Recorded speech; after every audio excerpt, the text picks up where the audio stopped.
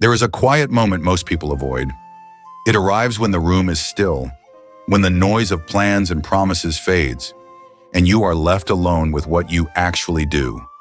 Not what you believe, not what you say matters, but the small, ordinary actions that shape your days.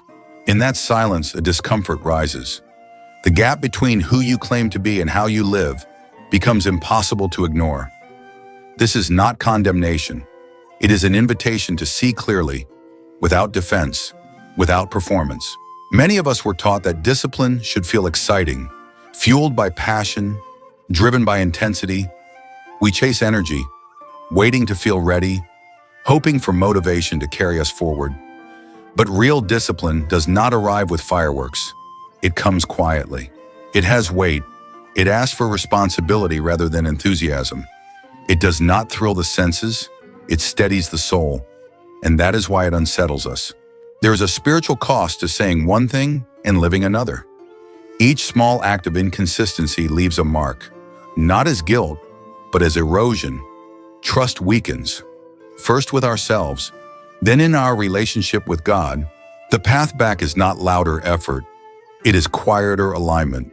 It is learning to value stillness over spectacle, faithfulness over display. This is where restoration begins, not through striving, but through returning to what matters, returning to obedience, returning to a rhythm that does not impress others, but quietly rebuilds integrity, trust, and reverence from the inside out, over time, gently again. We often take comfort in effort itself. There is a quiet pride in saying we tried, as if the attempt alone carries moral weight. It soothes the conscience and softens disappointment, yet effort can become a hiding place. It allows us to feel righteous without being changed.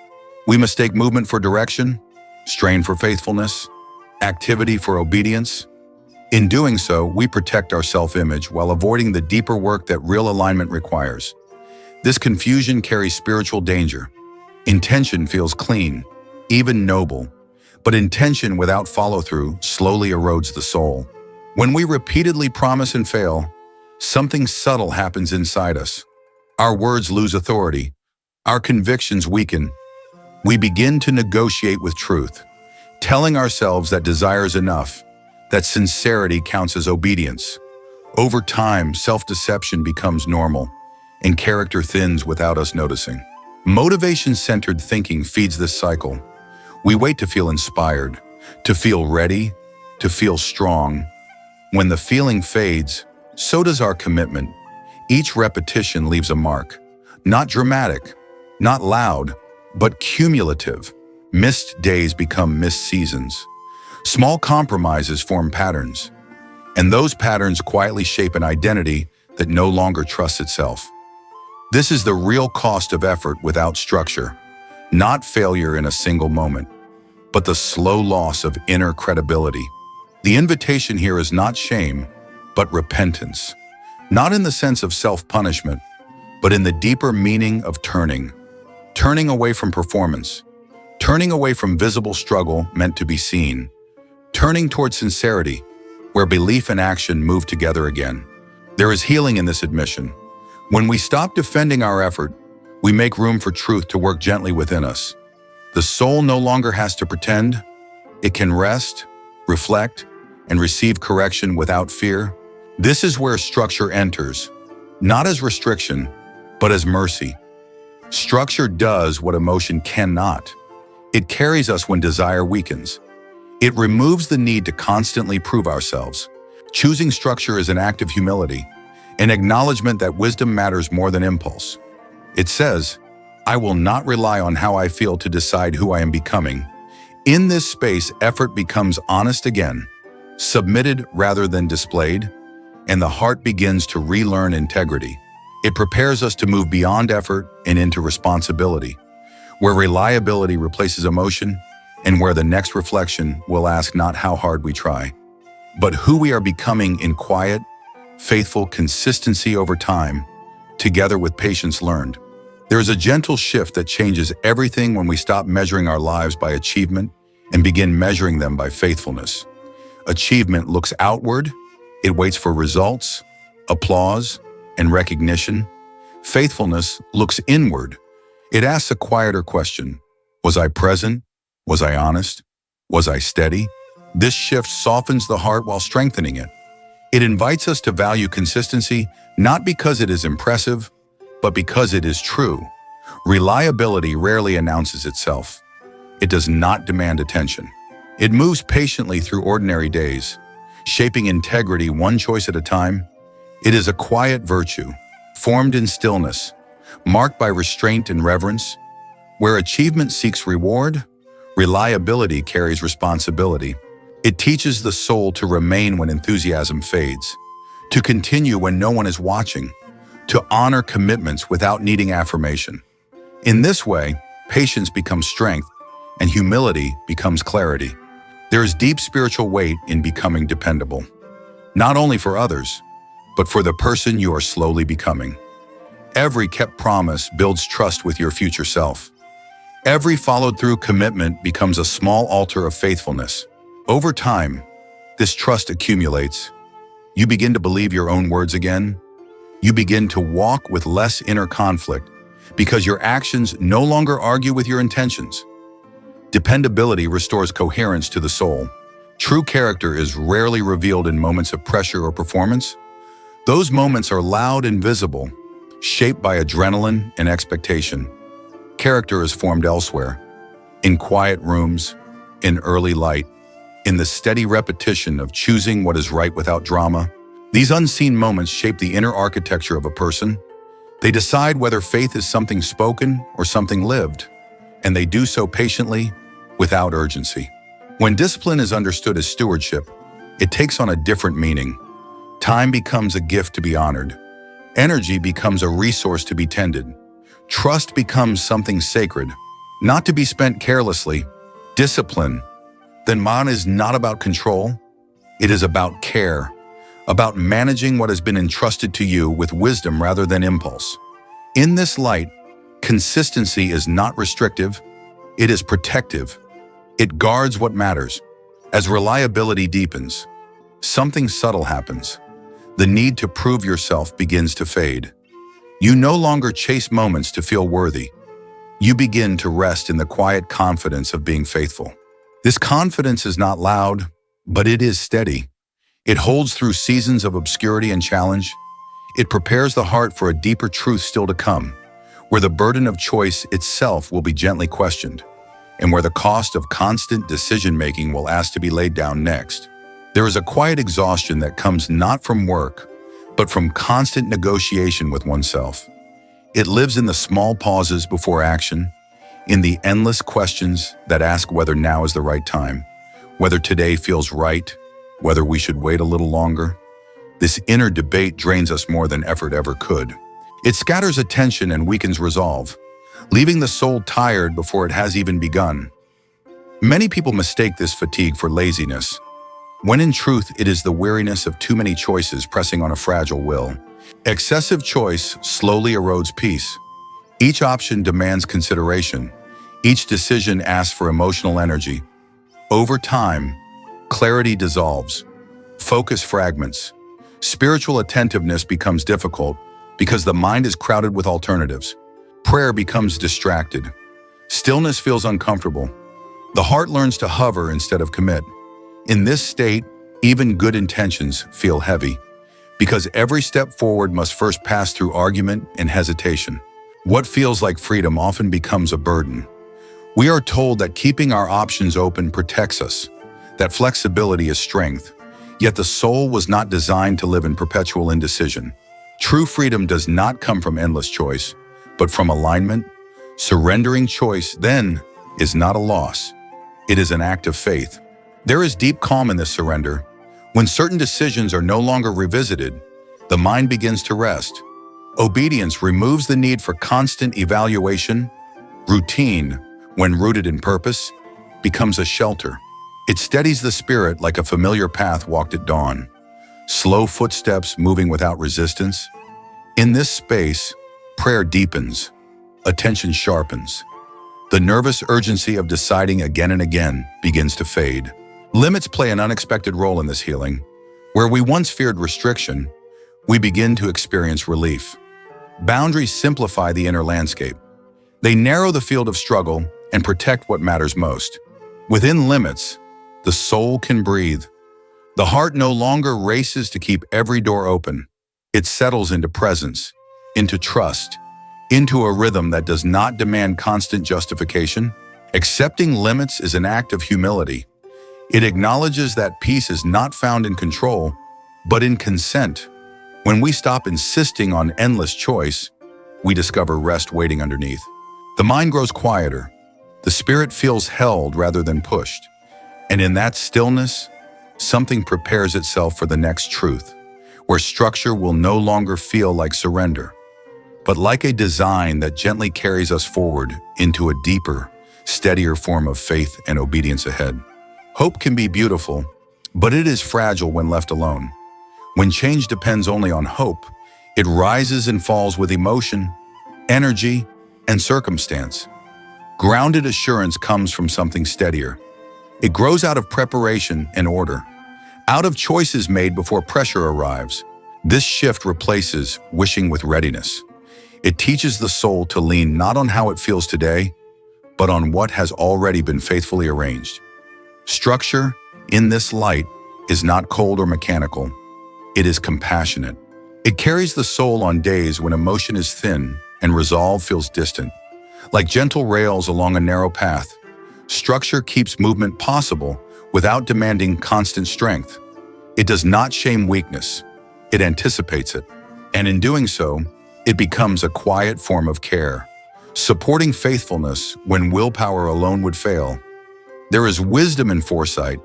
Deciding in advance is an act of protection, not rigidity. It acknowledges that strain will come, that fatigue and distraction are not moral failures, but human realities.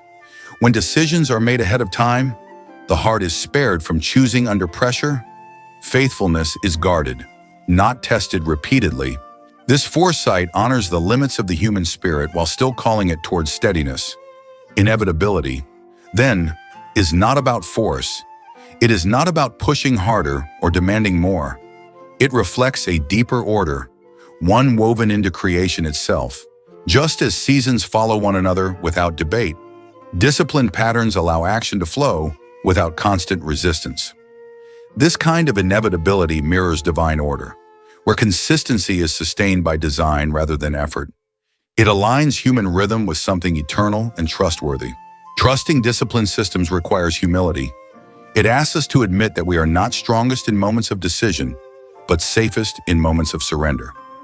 Reverence grows when we treat order as sacred rather than optional. Systems become expressions of faith, quiet acknowledgments that wisdom is greater than impulse. In trusting them, we release the need to prove ourselves daily and rest instead in obedience. Preparation done with reverence slowly changes how fear behaves. When the future has been considered with care, panic loses its voice. The soul no longer scrambles for answers because answers were planted earlier in trust. This kind of readiness does not harden the heart. It softens it, allowing obedience to feel less like pressure and more like shelter. A refuge built before storms arrive with quiet faith intact.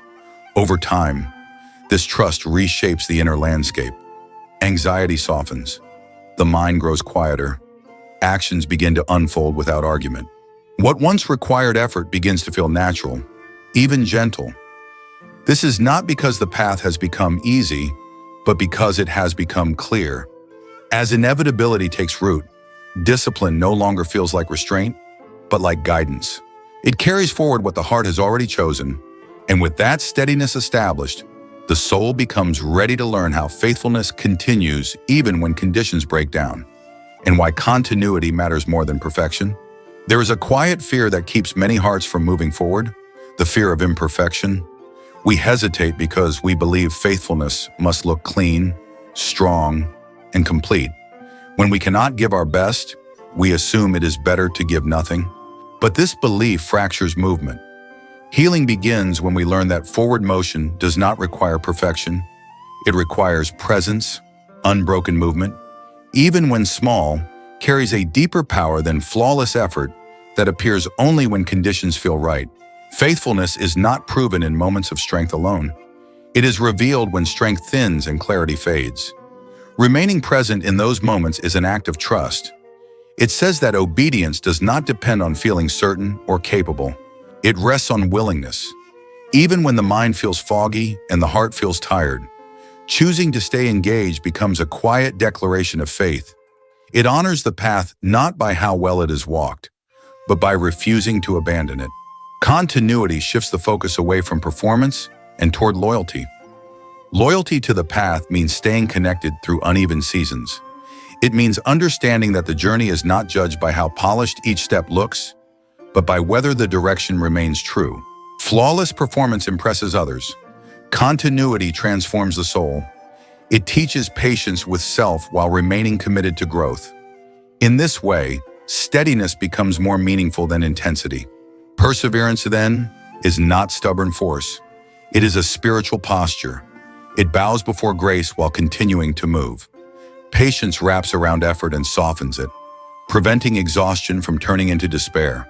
Grace allows space for weakness without surrendering purpose. Together, they form a rhythm that can be sustained over time. This rhythm does not rush. It trusts that formation happens slowly, often invisibly, beneath the surface of daily life. There is something sacred about small acts that are sustained. When viewed through the lens of reverence, they become offerings, not compromises, not placeholders, but genuine expressions of devotion. A quiet moment kept, a simple action repeated. These gestures carry meaning because they are given honestly, without pretense. They acknowledge limitation while honoring commitment. In this way, the ordinary becomes holy. As continuity settles in, pressure begins to lift. The soul no longer waits for ideal conditions. It learns to move within reality as it is. This movement builds resilience without harshness. It creates trust without rigidity. Over time, faithfulness becomes less about effort and more about belonging to the path itself. You no longer ask whether today is good enough. You simply remain. This steady presence prepares the heart for a deeper transformation.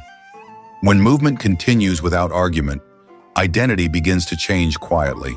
The questions grow softer, the resistance thins, and what once required effort starts to feel natural, as if the soul itself has learned the way forward and is ready to carry it without struggle into the next unfolding truth. There is a transformation that arrives quietly, without announcement or applause. It does not feel like victory. It feels like peace, a settling of the inner waters. The striving fades, not because effort succeeded, but because the soul no longer resists its own direction. What once felt heavy now feels natural. This is not triumph. It is rest, earned slowly through faithfulness. With this rest comes relief. The inner debate that once consumed energy begins to fall silent. Obedience replaces argument.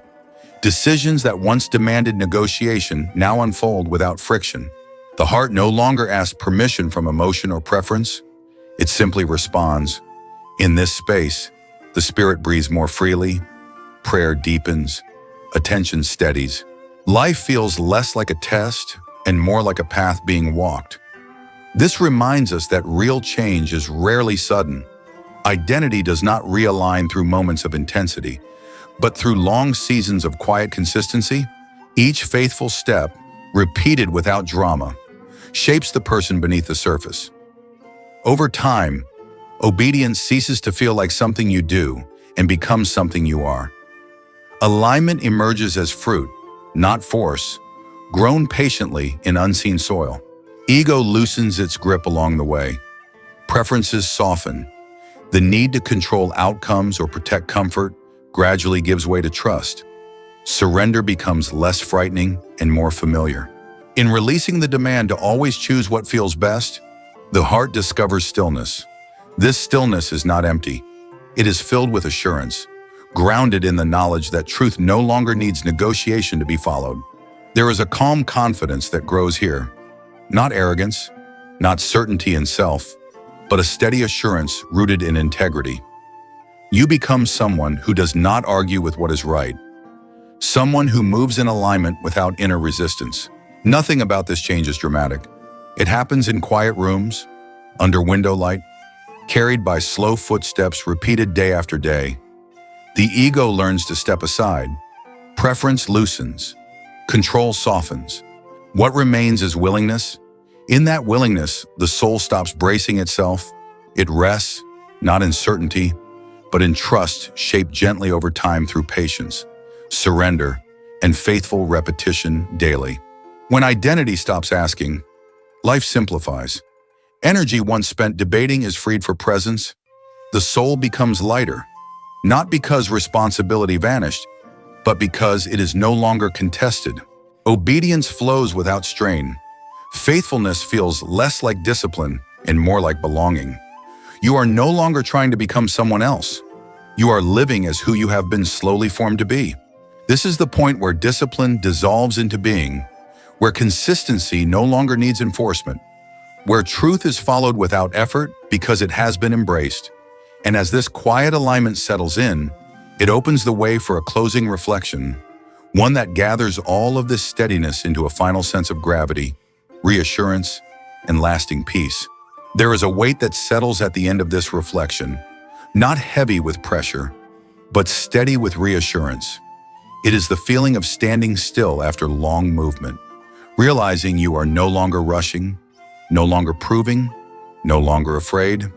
This is where calm resolve begins softly within. Silent reliability often goes unnoticed, yet it carries a depth that loud intensity never reaches. It does not demand attention or admiration, because its strength lives beneath the surface, shaping lives quietly, faithfully, and without display. This is the discipline that endures long after excitement fades away completely over time. This way of living is not reserved for a rare few, nor is it earned through force or perfection. It becomes possible through humility that admits limits, through structure that supports weakness, and through faith that carries what effort cannot. This path remains open to you, even now, gently waiting. Discipline, seen this way, is not an act of self-force but a lifelong practice of trust. It is choosing obedience when feeling fades, choosing faith when certainty is thin, and allowing healing to unfold slowly, over days, seasons, and years with patience, grace, and steady hope always present within you. As this reflection closes, what remains is not a command, but a calling, a quiet invitation to become someone dependable, faithful, and inwardly aligned. Not impressive in appearance, but trustworthy in essence.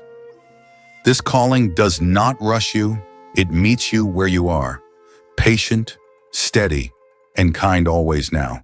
When life becomes noisy again, return to this steadiness. Remember that faithfulness is formed in ordinary moments, carried by small, consistent acts. You are not asked to be intense, only sincere. Let that sincerity guide you forward through each day, each choice, each quiet step, taken in trust and peace. If this message has given you clarity, carry it gently into your days. Allow it to shape how you move, decide, and remain faithful. This is your invitation to continue. Walk it slowly, without fear, trusting that what is built quietly will last longer than what is forced loudly ever. Discipline rooted in faith does not harden the heart. It heals it. It restores trust within, aligns actions with belief, and brings rest where chaos once lived. From this place, life feels simpler, not easier, but truer and steadier, held together by grace, faith, patience, and quiet obedience, always enduring. You are not late, and you are not behind. You are being formed, even now, through every faithful return. Let that truth settle into you. Become someone whose life speaks quietly of trust, consistency, obedience, patience, faith shaping every step you take from here onward. Gently and faithfully, always onward. And as you step back into your life, carry this final assurance with you. The scariest discipline is not loud, but faithful. It is the courage to remain aligned without applause. May you walk this path with grace, humility, trust, and steady peace now and always. Amen within your heart, within.